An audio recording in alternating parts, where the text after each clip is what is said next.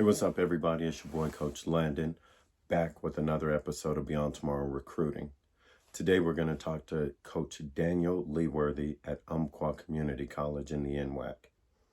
Coach has some really good advice, some really cool perspectives, and he does talk about recruiting the highly decorated big school kids with the winning records versus the kids who may not be winning a ton of games, playing at big name programs that are still coachable, that still fit into a system, that can still help his team win at the collegiate level.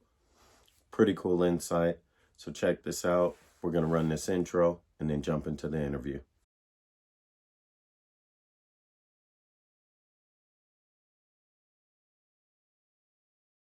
Hey, what's up, everybody? It's your boy, Coach Landon, again, back with another episode of Beyond Tomorrow Recruiting.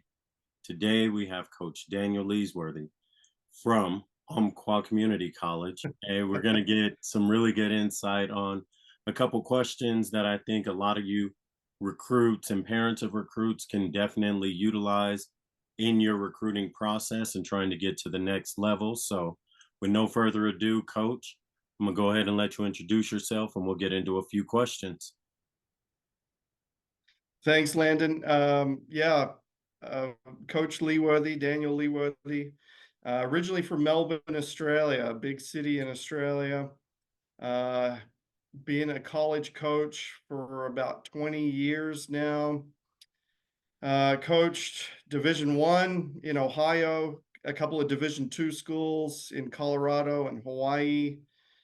And been here for 11 seasons. I think this is going to be my 11th season here at Umpqua. And we've been really successful, competed really, really well for the last 11 years. So this season went really well. It's kind of a down year for us. We went 18-11. We still made the playoffs. We finished third in our region. But we've been, like I said, really successful. We went 18-11 this past year, 18-12 the year before.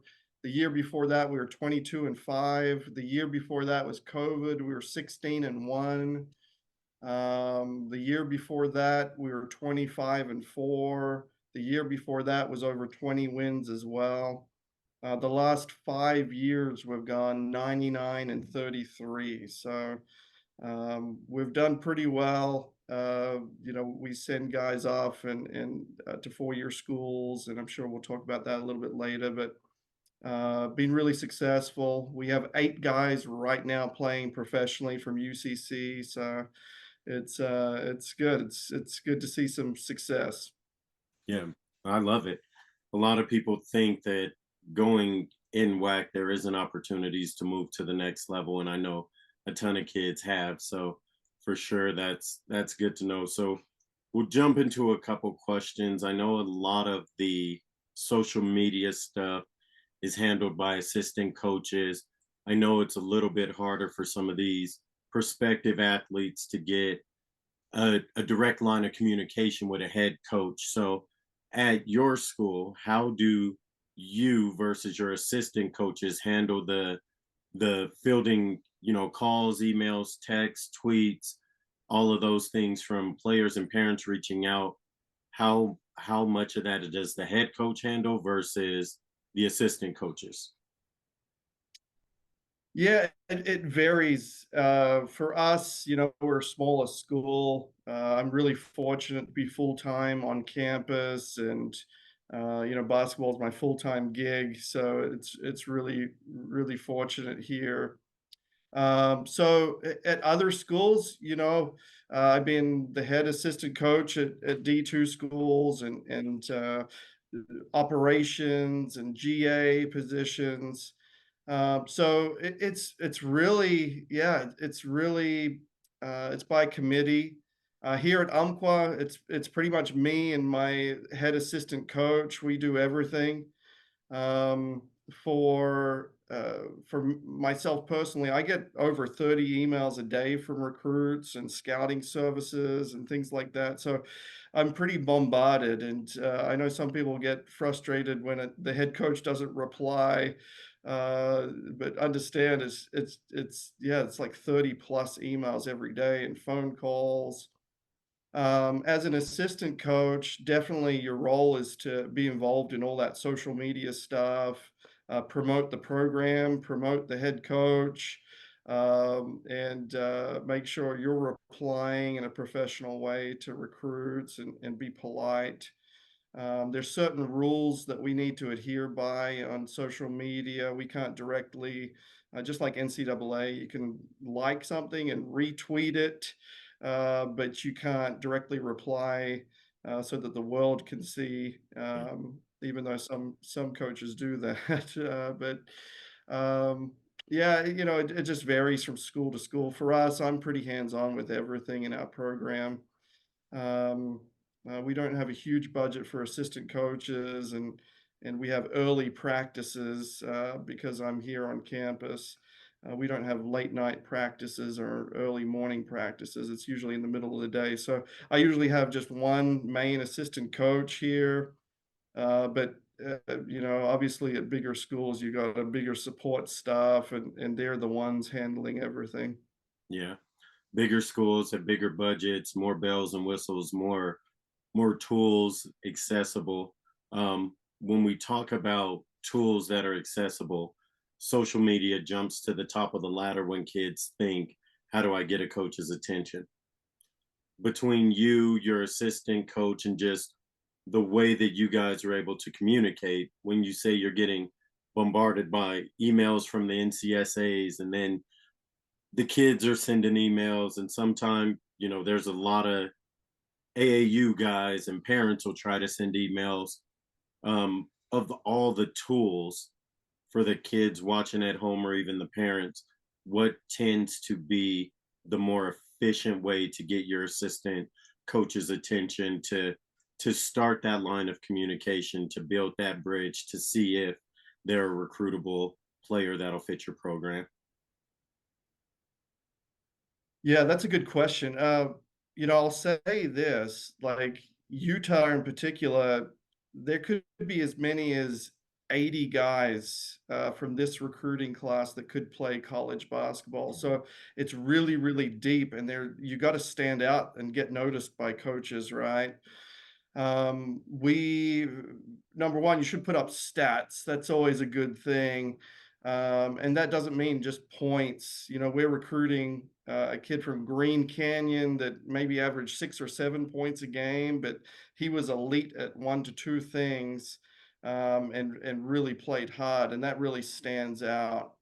On social media and things like that, I think making a little highlight clip just to get the attention of coaches, reach out in a personal way to coaches and do a little bit of research as well. That goes a long way as well, so that the coach can respond, or if there's a connection with your program with a player they may know or have played at their high school. Like, we obviously recruit Utah really heavily. We got 7 guys for this recruiting class already signed, and some more coming. But um, I check Deseret News for stats. I look to see, number one, are they on a winning team? Are they putting up good stats on a winning team?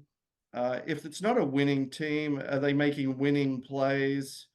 But making a little highlight clip, sending it out, being personal, all that stuff. Getting coaches is involved as well. I don't think players get their high school coaches involved enough in recruiting and sending out stuff. Um, and that goes a long way for sure. Getting coaches' attention. Absolutely.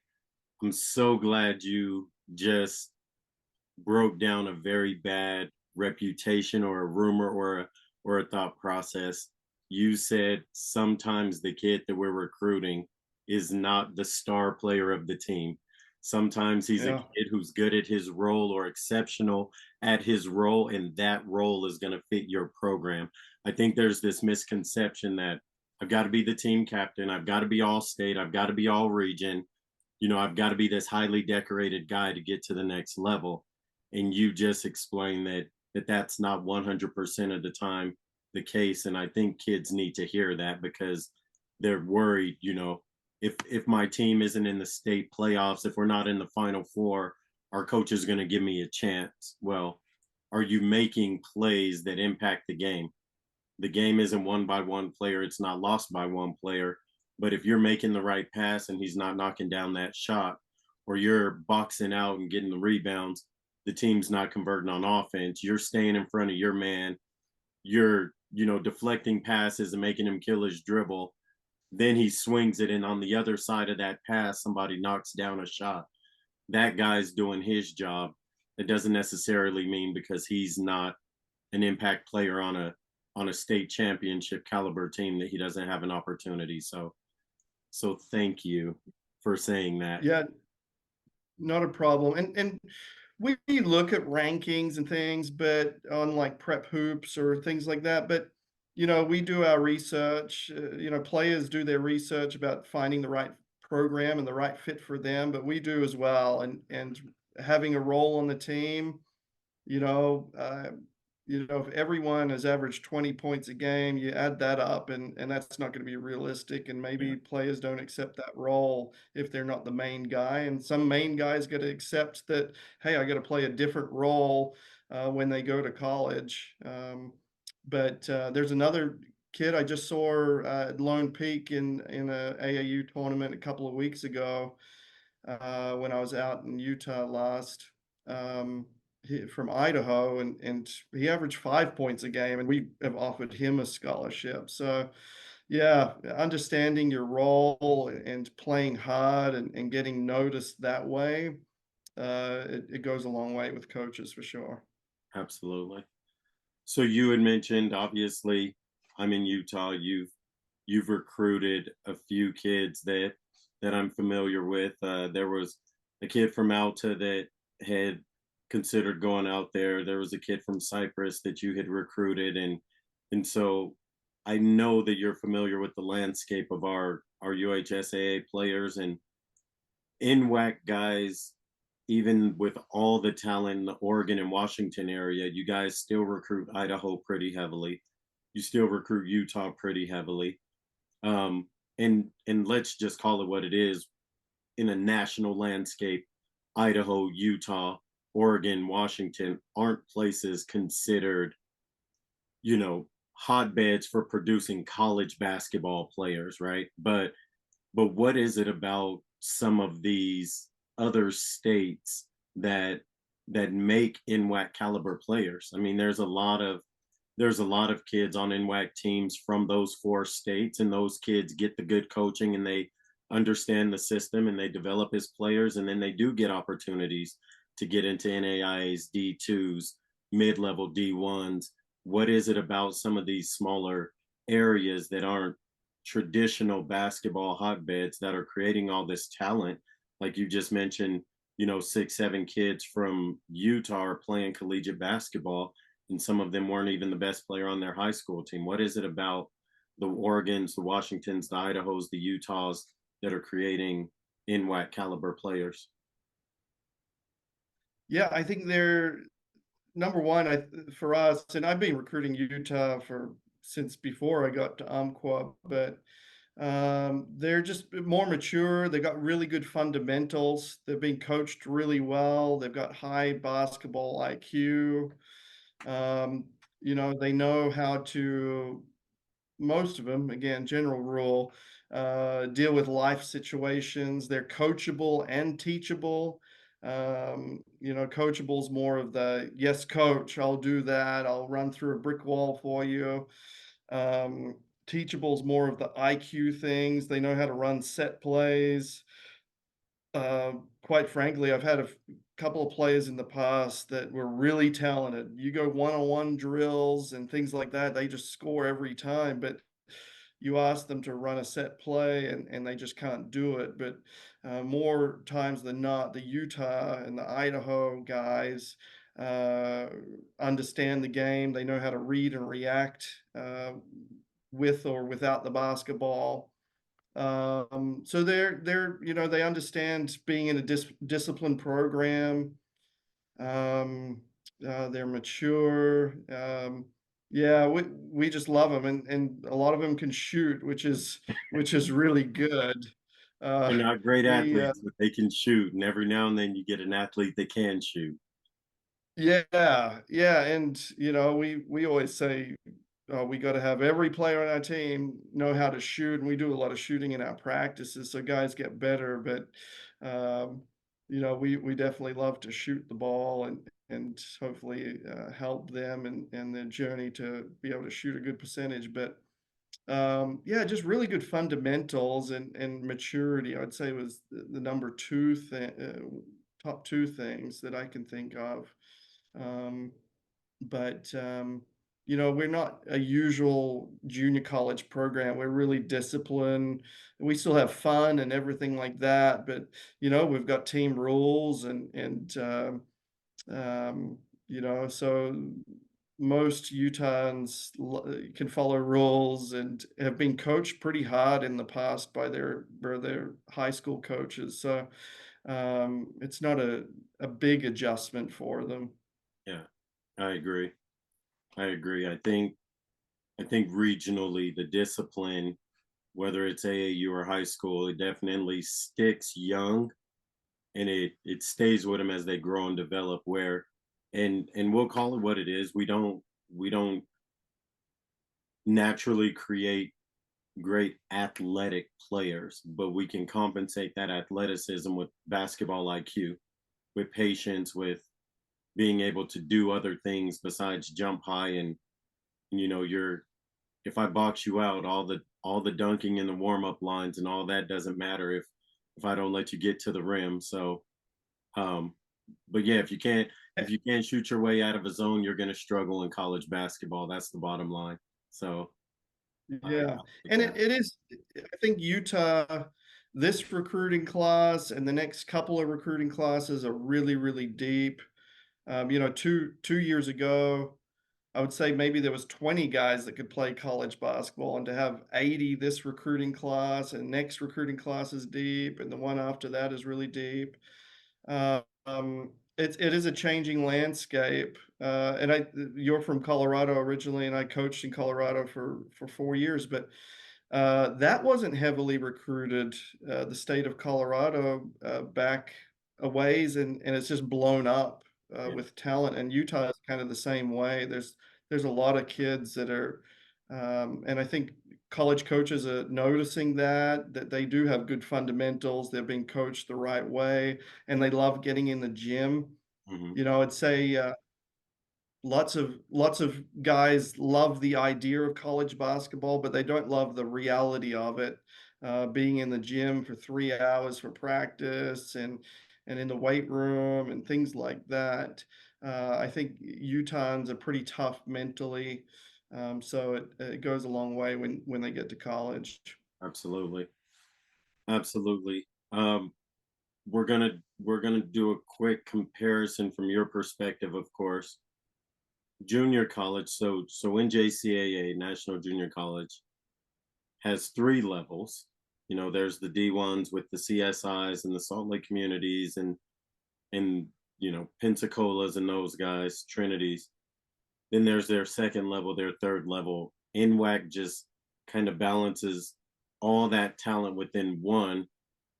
So for people not familiar with the NWAC, there's so many community college opportunities within the Oregon and Washington states that they're able to just create their own conference of community college athletics that they break down into separate regions, which compete amongst each other and then kind of come together in their own tournament. So, kind of give your perspective on the differences outside of geographics, obviously, the differences between that NJCAA Division One and Two and the NWAC, because we see a lot of kids that are in the NWAC that are also recruited by Division One JUCOs, and they end up on this side of the fence and not this side. So, kind of give your input Yeah. and your 2 cents on that comparison and that skill level and that difference between those two divisions. Yeah, like general information. First off, our school, we have some sports that are NJCAA. We have 13 or 14 athletic programs. Um, so some are NJCAA. We're basketball side of things, we're NWAC.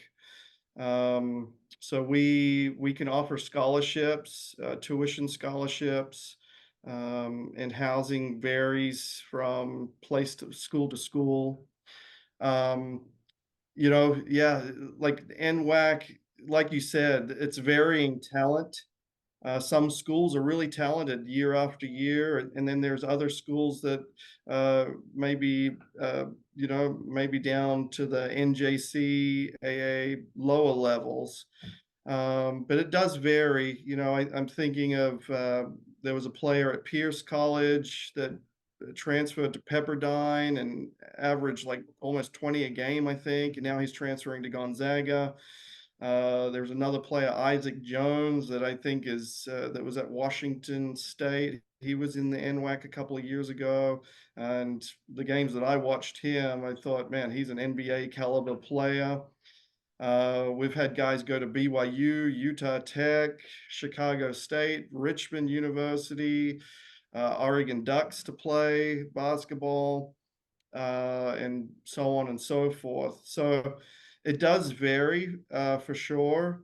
Um, Comparing us to some of the NJCAAs in Utah, obviously Salt Lake Community College is really, really talented, a top 5 program year after year.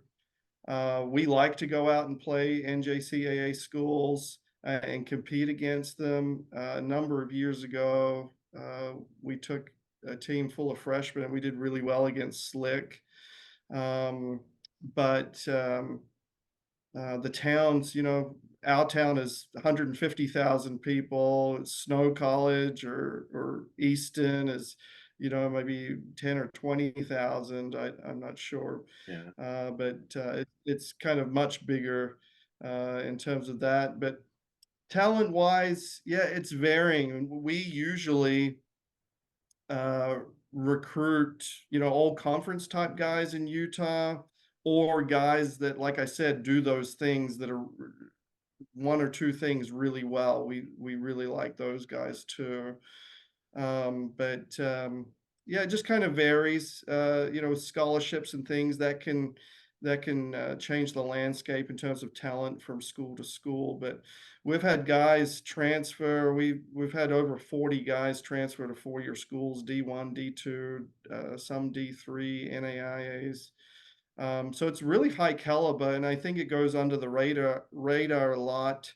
Some kids, some players, uh, think maybe the NWAC's not great, but it's actually really, really high caliber basketball, especially at the elite programs. There's 4 regions, and the top 4 teams from each region go to the playoffs. So it's kind of a Sweet 16 in the playoffs, and we've been fortunate to finish top 4. I think 9 out of my 11 seasons. So we've done pretty good. I love it. I love it. So I'm not going to hold you much longer. So this is what I like to call the fourth quarter. I'm just going to open mic it and let you give some words of wisdom to the players and maybe even the parents of the players that are hoping to play at the next level, whatever school, whatever division, whatever conference it is. Um, I'll give you the floor. The mic is yours. I appreciate it, Landon. Yeah, I think there's a lot of things players can work on, and you're really blessed in Utah. You've got trainers. The high schools have summer tournaments. The AAU programs, there's a lot of AAU programs. It's good to be involved with those. Sometimes, it may not be the prettiest style of play, but that's where you kind of get noticed initially, is kind of those AAU tournaments and your high school travel teams and things like that. Also really fortunate, you got a lot of chapels, some churches there, and a lot of kids have got keys to churches. I'm actually a member of the Church of Jesus Christ of Latter-day Saints, um, served a mission and things like that. So I know that a lot of kids can get into high school gyms, churches, and get shots up. What I would recommend specifically for players, and this is what kind of we focus on the most in terms of getting your game to the next level. We always say angle score, and you can see that in the NBA playoffs. It's always angle score. It's a fist fight to get open. It's a foot fight to score. That's what Kevin Eastman, a longtime coach, would always say. And it is a foot fight to score. You got to get those angles. So you got to work on your agility. You got to work on your first step, getting by and blowing by defenders. Get at least 400 shots up a day, catch and shoot. That's really important. Work on the fundamentals. We always work on a 1-2 step, being shot ready, catch and shoot, and then work on other fundamentals, ripping across your body, one dribble pulls, and ripping across your body, doing counter moves.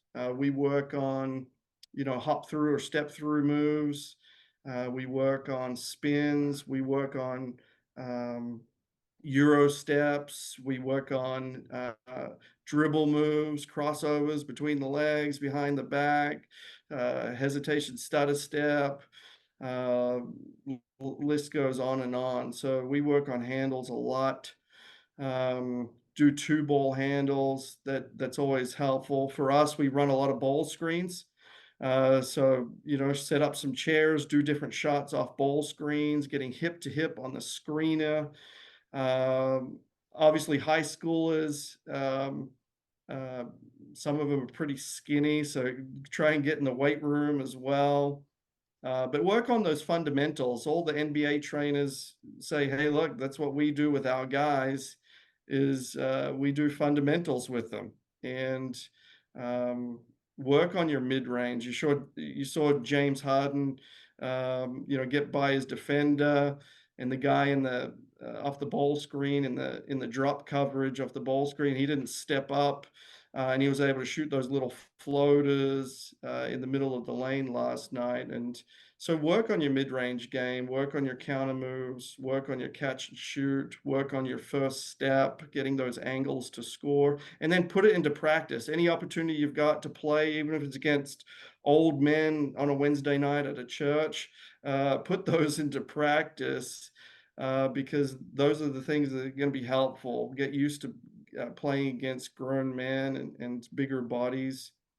But get involved in all those summer programs as well. Where we are, there's not a ton of AAU programs. My son is actually playing for the Rebels, Salt Lake Rebels. So he's flying all over the country playing with the Rebels just to be involved in that kind of atmosphere. And again, you're really lucky in Utah because you got all these resources. You got trainers, you got AAU programs, you got your high school programs doing stuff. There's camps and clinics.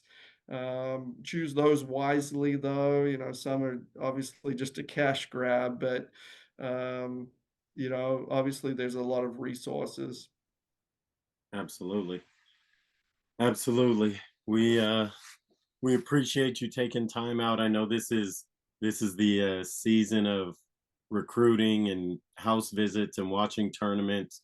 Um, I'm pretty good friends with Darius Beard, and I talked to him earlier today, and we were talking about some of those Rebels teams and how they've been doing over the last few weekends and how they did this week. So, um, yeah, I love Darius. He's been a very instrumental part in me starting an AAU program that's playing on Puma circuits, and hopefully we can get a couple of our Utah Legacy guys on your recruiting board next year. And I know a lot of kids, and I've helped a few coaches find kids, or they've asked me questions like, "Hey, you're at Bingham and you're playing against this kid. What do you think about him?" kind of thing. So hopefully one day I'll be able to see a committed post of one of my Utah Legacy players committing to your school and heading up to the Northwest to play some college basketball. So I do appreciate your time, Coach. Thank you again very much, and we'll be in touch for sure. Awesome. Thank you, Landon, for having me. It's an awesome time, and it's great information. All your sessions and podcasts and things like that, really helpful for parents and players. Thank you. I appreciate it. Take care, Coach. All right, thank you.